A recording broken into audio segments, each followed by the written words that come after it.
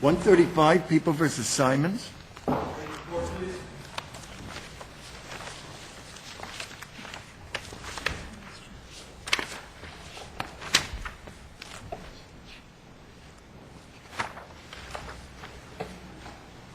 Counsel, you want any rebuttal time? 3 minutes, please, Your Honor. Okay, sure. Go ahead. Good afternoon, Your Honors. My name is Valerie Kaufman. I represent Paris Simmons in this case. After the jury submitted a note to the trial court indicating that it was struggling with the issue of criminal intent, the court instructed the jury that in this context and in this instance, intent was formulated on the spur of the moment, and followed that instruction with a hypothetical example of criminal intent that was the prosecution's version of events in this case, resulting in guilty verdicts just 5 to 10 minutes later. This was a close, straightforward case. Both the defendant... Isn't it fair to read the jury's question as if we find that the intent was formed only after the encounter began, can we still convict? I'm sorry, Your Honor? It wasn't the jury really asking whether it could convict if it found an intent formed after the encounter started? Wasn't that the gist of the question? Well, we can't really know what motivations were behind the jury's question. We can only ask what they asked in the words of their note. And the words of their note were, can a spur-of-the-moment decision actually constitute intent? And did the accused have to come to the fight with the intent to shoot? And in response to those questions, the trial court in this case told the jury, in this context, I would say yes. Well, actually, isn't the answer, the question is, can a spur-of-the-moment decision count as intent? The answer is yes, isn't it? Is there any answer possible other than yes to that question? Well, the legal definition of intent, if the judge had simply reread that to the jury, would have answered the jury's question that, yes, it's theoretically possible if the facts support that conclusion. It's the hypothetical that you're arguing against. If the judge just said yes, no, whatever, that's okay with you, right? Not actually, Your Honor. The hypothetical... The judge can't answer the specific question, say yes? Not in the way that he did in this case. No. Let's exclude the hypothetical. Let's say he says, yes, it can be spontaneous. No, he doesn't have to come with the intent to, What if he just said that? The answer is a yes or no. Well, that would still be a problem, Your Honor. And of course, what sense? Well, because intent is an issue of fact that is always for the jury to decide. So by taking the jury's question, can a spur-of-the-moment decision actually constitute intent? Did the accused have to come to the fight with the intent to shoot? Yes and no. The trial court answered that question for them. Well, he's trying to distinguish, and I think a lot of jurors get confused about this, whether or not there needs to be premeditation. He's trying to say, no, there doesn't have to be premeditation. It can be spur of the moment. Well, Your Honor, I'm sure that's what he was trying to say, but what he actually did say is that in this context, I would say yes, intent was formulated on the spur of the moment. In this instance, my answer is yes. Even if he had read the CJI charge, the first sentence says intent does not require premeditation. That's no different from saying no. Right. Well, Your Honor, I think it is different. I think for him to say intent does not require premeditation, which is the beginning of the standard expanded instruction, would have answered the jury's questions with zero prejudice to... It sounds like you're saying the judge shouldn't have answered this juror inquiry. I think that the judge didn't have to answer the way that he did. But isn't the much stronger argument that you have as to the hypothetical? I believe that both errors, the answering of the question and the hypothetical, are independently prejudicial to the defendant. They're independently prejudicial. Yes, and the fact that they both happened together just compounded that precedent. Okay. Talk about the hypothetical. Why is that a problem? Well, as opposed to the yes-no, which I think we understand what you're saying, which basically, well, he really didn't have to answer the Judge Graff. Your answer was, well, yeah, he really didn't have to answer it. Or well, the answer is that he could have answered those questions clearly for the jury without using the prejudicial language that he chose to use in this case. Is your real problem that he didn't say, yes, it can be, but it doesn't have to be? Is that what you want him to say? Well, Your Honor, what it would have been wonderful for him to use is the standard expanded instruction that has already been vetted. Well, but the jury asks a question that can be answered yes or no. Isn't it desirable, if possible, for the judge to give them the yes or no they're asking for? Yes, it would be, Your Honor, and it would have been desirable. Without expanding on it. But forget the expanded. Is it, before you get to the hypothetical, is it your problem that he says in this context? Is that the problem? Or is it the yes and the no itself? The yes and the no itself are a problem, the problem that's only compounded and made worse by the in this context and in this instance, my yes and no answers apply. He didn't tell the jury, you know, can a spur-of-the-moment decision actually constitute intent? So if the facts prove, so he didn't yes. give the full CS, he didn't give the CJI charge, right? He didn't put his answers to the jury's questions in the context of the fact that intent is an issue of fact that is solely for the jury to he decide. could have put it more in accordance with the standard charge. What about the hypothetical? Why don't you talk about that? Well, in the hypothetical, the judge essentially repeats the prosecution's version of the events in this case. He says, suppose two guys bump into one another on the street. One guy says, screw you to the other guy, and this guy pulls out a pistol and shoots him. That's exactly what Mark Jackson testified happened in this case. So even if it was okay to answer yes and no, independently, you feel this is so prejudicial? Yes, Your Honor, and It wasn't exactly what happened in this case, was it? I mean, in fact, the complaining witness's version here was that he was standing there minding his own business, and the other guy came up and started beating on him. well, Mark Jackson's testimony was that Paris Simmons and he got into a verbal argument in this courtyard that escalated to an intentional shooting by Paris Simmons. But there's a verbal argument and then a several-hour gap, and then Simmons comes back with a gun. That's a little different from what was described in the hypothetical. Nonetheless, Your Honor, the hypothetical describes a verbal argument that escalates to an intentional shooting. Well, but And the in this hypothetical, isn't the difference so that the hypothetical, it couldn't have been premeditated, but on the facts of this case, it could have been?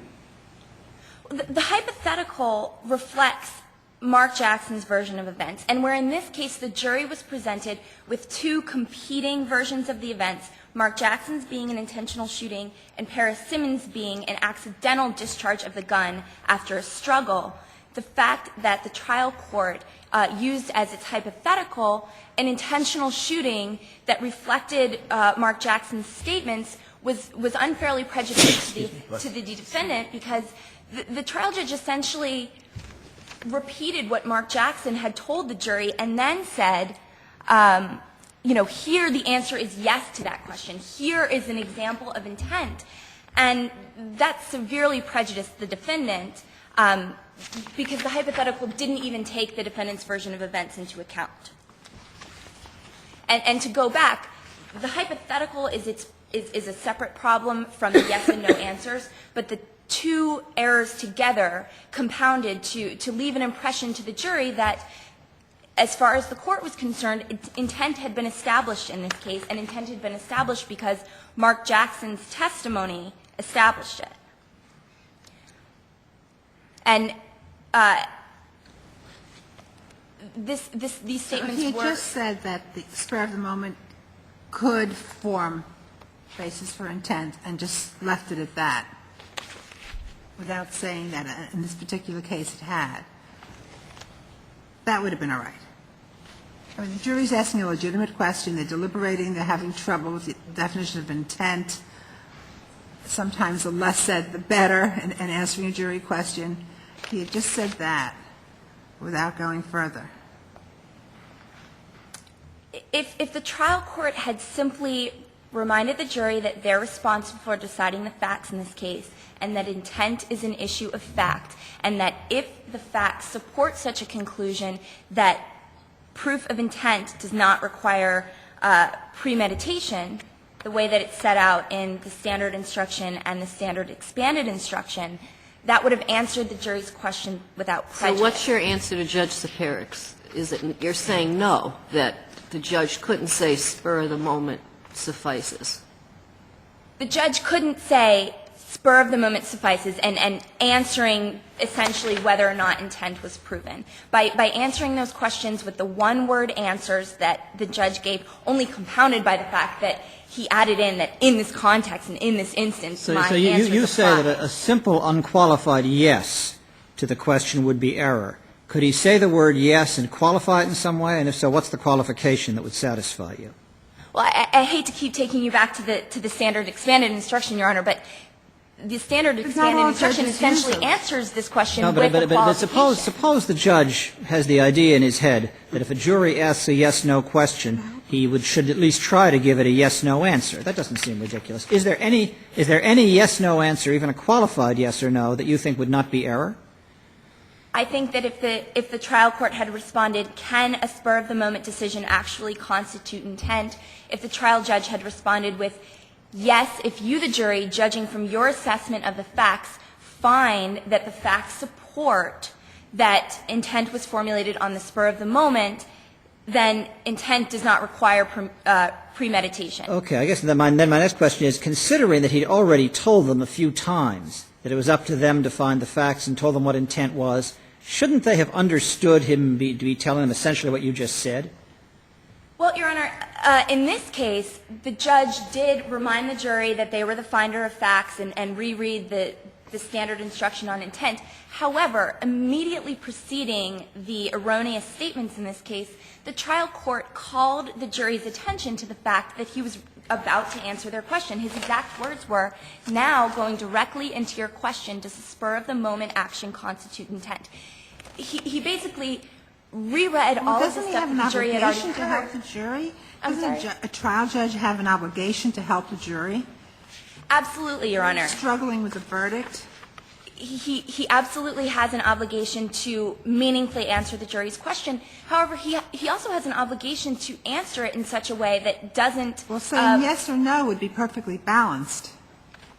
You know, you just say yes and just leave it at that, or say no and just leave it at that. That's the safest route that a judge could take. By responding to the questions the way that the trial court did, with the yes and no answers, the way that the questions were written, the trial court in this case is essentially telling the jury, yes, intent was proven in this case, taking it out of their hands and essentially directing them to find. But you're not saying that the judge has to totally stay to the standard charge. In other words, in any question that they're asked that might have a yes or a no, you're not saying that, because, well, you know, I can't really answer. Let me tell you what the standard charge says, or the equivalent.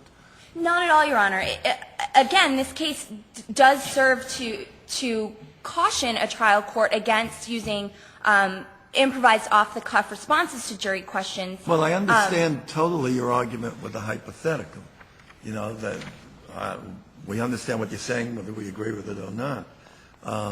But the other thing, when they ask you a direct answer, and if there is some kind of direct answer, or maybe one with a qualifier, that would seem to be, as everyone seems to be saying, you want to help the jury in any way you can without prejudicing anybody, right? Of course, Your Honor. And I think that if the trial court in this case had felt that responding to the jury's yes and no questions directly was necessary in order to adequately explain to them the concept of intent, there are a number of ways that the court could have done so that weren't prejudicial to the defendant. Okay, counsel, you have rebuttal. Thank you. Counsel? Good afternoon, Your Honors. Aaron Genandis from the Manhattan Counsel, how do you justify the hypotheticals that certainly come close to the situation in this case? You would agree that the judge would have been better not to give those hypotheticals, wouldn't you? Or would you?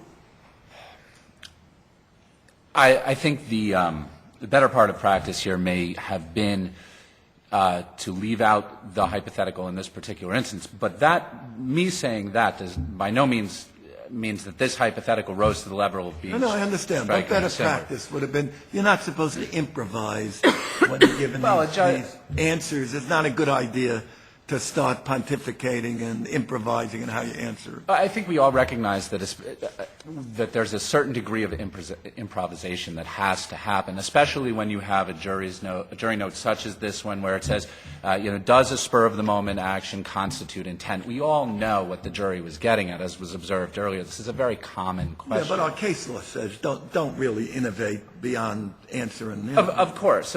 But you want to formulate. Of course, a judge wants to formulate their answer to be directly responsive to the jury's note in a way that's accessible to the jury. Why didn't the hypothetical, in your view, go over the line?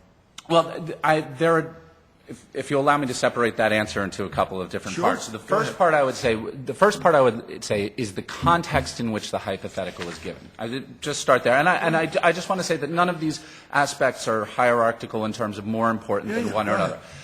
This is a case that was tried on the issue of credibility, not intent. Defendant said, "I didn't shoot Jackson." That was his defense. He didn't say, "I shot Jackson, but I didn't intend to," or, "Yeah, my hand was on the gun and the gun went off and it was a mistake." He said, "I didn't have the gun, I didn't shoot Jackson." And that's how defense counsel tried this case. This was not an issue of...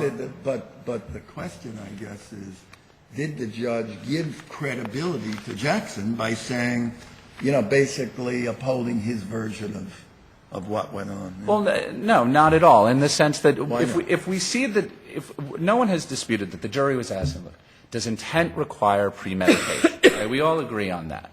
And in this instance, in the hypothetical that he gave a hypothetical in which it was blatantly clear that the two individuals in the hypothetical had no predisposition towards each other. They were strangers. They didn't know anything.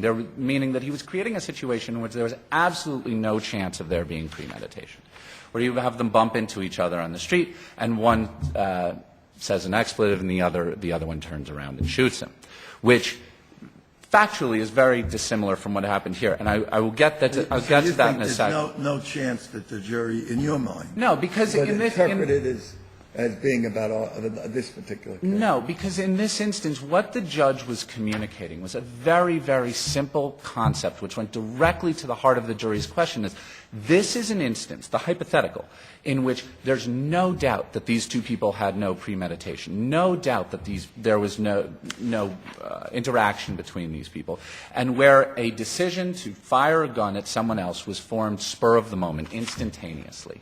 And that's a situation where a jury could, now it doesn't necessitate, could find that there was intent. And that the judge went out of his way to say this. He said this is a hypothetical removed from the current example. He didn't tell them that they didn't have to find intent, did he? Or at least he didn't at that moment. I admit he said it before.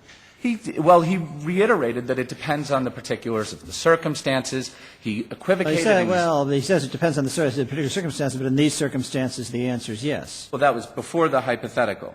So that in that situation, again, I would direct you to the points that you made earlier, which was that in the entirety of this judge throughout the entire trial gave a surplus of jury instructions, which said you are the sole finders of facts. It seemed that way. And, one of the things that struck me was that after the defense lawyer says something that's fairly reasonable, which is, Judge, you're a little close to the facts here, on this, he doesn't say, good point, let me just get him back and say, don't misconstrue anything I've said in my hypotheticals as having anything to do with this case. He says, you have an exception, counsel, and they go on their way. It would have been a very easy thing to cure, wouldn't it? It would have been a simple step to take, a prophylactic action to make sure that the kind of complaint that is being raised now isn't raised, but that doesn't mean that the complaint here is meritorious. In that, and I just to speak a little bit to the facts of the hypothetical versus the facts of the case, not only did the judge point out after he gave the hypothetical, he said that's removed from the particulars of this case. But the particulars of this case are different in the sense that here it's undisputed that when defendant encountered Jackson, now these are two people who knew each other and had a rocky relationship, especially in the days or hours preceding their encounter, he approached Jackson and he manifested his intent to attack him by walking up to him and hitting him in the face with a metal object. If they're so dissimilar, do you give any significance to the fact that 5 minutes later they come in with the verdict? I give significance to that, and in my own read is that this is a jury who was 9/10 of the way home. They disregarded defendant's self-serving story that he never had the gun, it was Jackson who pulled the gun, and they wrestled, and defendant kung-fu'd him into a move where Jackson ended up shooting himself. They disregarded that. Did jury note evidence is that? They said, did defendant have to come to the fight with the intent to shoot, meaning that they already put the gun in defendant's hands. If they didn't put the gun in defendant's hands, the question of intent would be null. It would be But you could also interpret they're coming back so quickly as saying, oh, even the judge says that Jackson is credible, so. Well, I'd interpret that, I interpret it as that the one thing that they're hung up on, which is, I'd just like to point out, this is such a common mistake for jurors, is whether or not intent requires premeditation. That's what they're hung up on.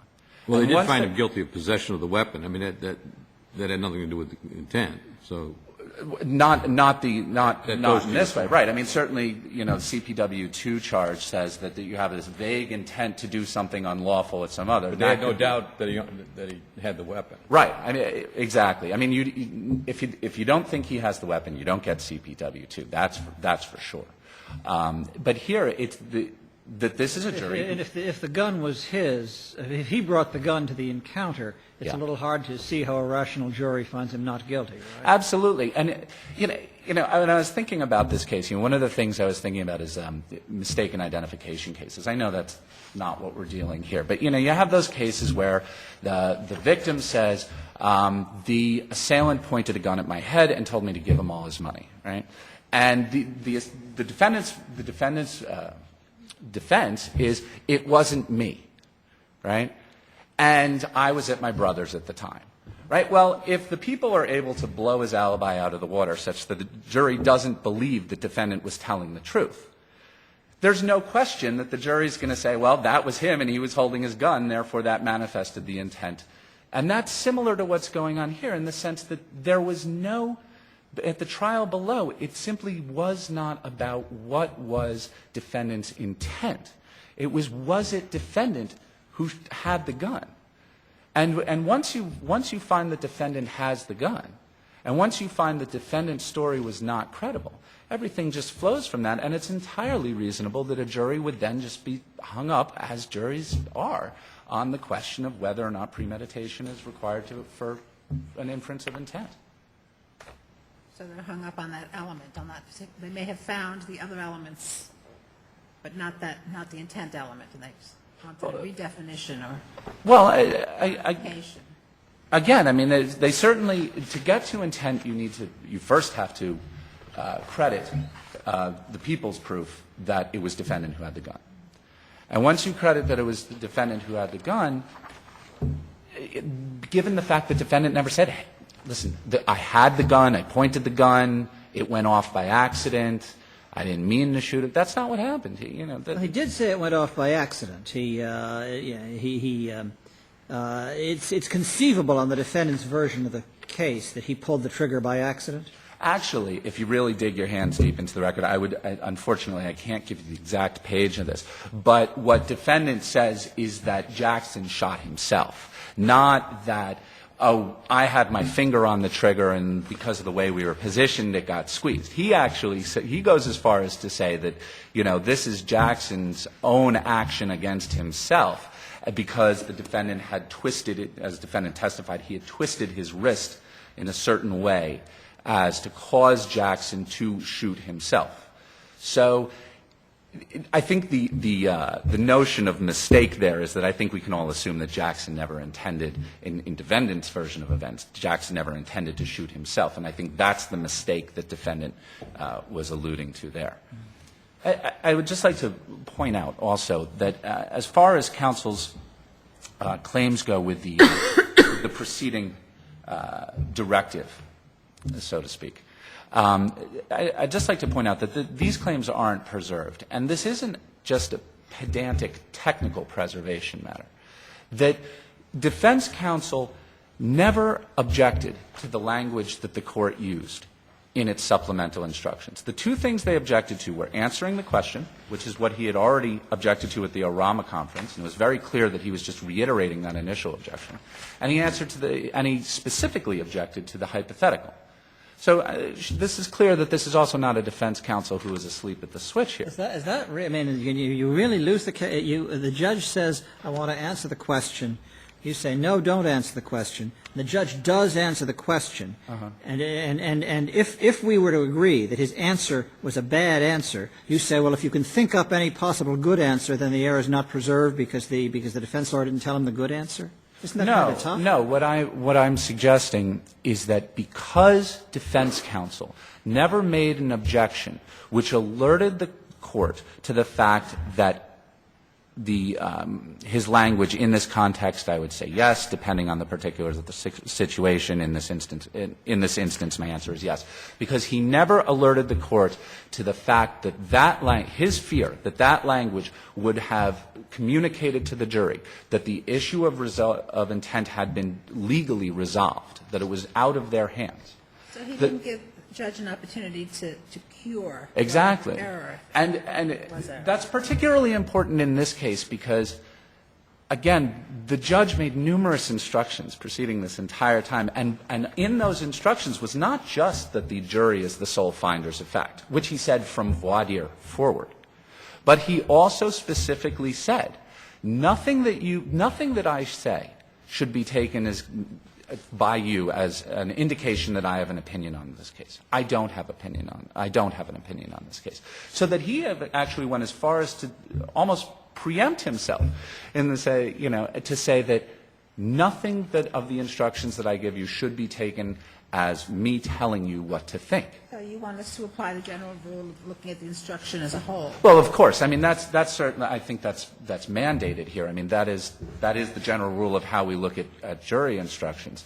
And certainly that because you can't remove the jury's question from the entirety both of how the case was tried, what the judge's instructions were, and how the jury phrases their question, which shows a relationship to the case in its entirety. So it's almost militates that you look at the jury note in the entirety of not just the supplemental charge, but the entirety of the case as a whole. And when you do that here, there's just no doubt that the judge was continually directing the jury that they were the finders of facts, and that nothing that he said should be taken as betraying an opinion. And also, Your Honor, that does go to the hypothetical as well. Right. I mean, the standard is so strikingly similar that it betrays the court's opinion on the innocence or guilt, or the factual finding. And the court here, even if you were to cede a little bit the facts are similar, and I am not ceding that they're strikingly similar. I mean, they're similar in that it involves a shooting, which is born from the jury's note. That at the end, he says these facts are removed from the pattern here, and he goes back to his ambiguous vacillation between saying it could be drawn out, it could be instantaneous. This hypothetical I gave you was one in where I'm trying to demonstrate to you where it was instantaneous, but he's not. In no way does that connect or betray his opinion about what the facts of this specific case are. Okay, thank you very much. Thank you, counsel. Counsel? Briefly, Your Honor, just a couple of points. Counsel's correct that the standard for a hypothetical is that it cannot betray the court's opinion on the issue. In this case, the trial court gave the jury a hypothetical example that was the prosecution's version of events and immediately followed that example by saying, you know, here the answer is yes to that question, implying not only that the judge's one-word answers to the questions, can a spur-of-the-moment decision actually constitute intent, and did the accused have to come to the fight? Doesn't Mr. Ganandes have a point when he says that the difference between the hypothetical and the real case was that the hypothetical was one in which premeditation was impossible, that the point of the hypothetical was to get premeditation out of the facts? That's true, Your Honor, but where in this case the jury was presented with two competing versions of the facts, one being an intentional shooting and one being an accidental discharge of the gun after a struggle, the trial court's hypothetical only took one of those versions into account. Yeah, but wasn't that the one that the jury had just asked him about? Wasn't the jury saying, in effect, suppose we find that he shot him, but he shot him on the spur of the moment. Is he guilty? The answer is yes, isn't it? I mean, a yes answer is a correct answer to that question.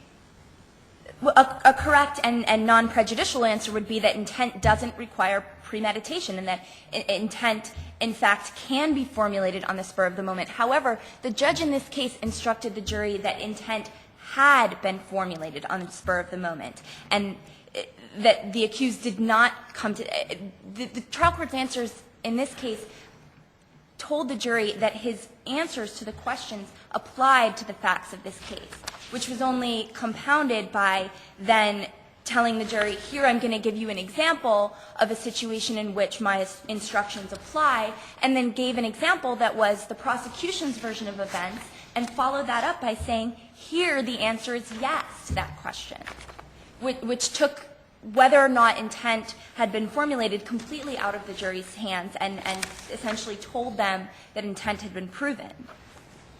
So basically, in this case, the jury submitted a note to the trial court indicating that it was struggling with the issue of intent. The court answered the jury's questions, telling them that in this context and in this instance, intent was formulated on the spur of the moment. And then the court followed that instruction with a hypothetical example of criminal intent that was the prosecution's version of events in this case. And 5 to 10 minutes later, the jury returned with guilty verdicts. So if Your Honors have no further questions. Okay, that's all. thank you. Thank you. Thank you both.